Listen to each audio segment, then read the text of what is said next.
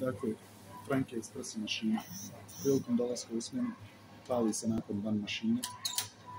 Otvori se ova vrata na ovu, pricne se ovu i vrati se nazad. Power button.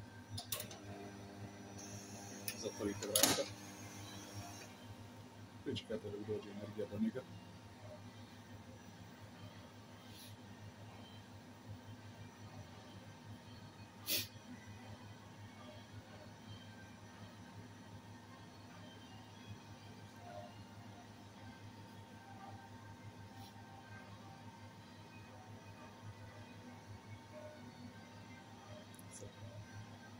Najčešći slučaj šta će se desiti, da će se već pokrenuti u energy saving mode.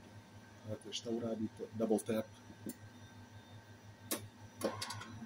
i pustite da aparat odradi svoje. Ovo će trajati otprilike 2 do 3 minute. Nakon ovoga aparat će se automatski podvesti na ovaj mode.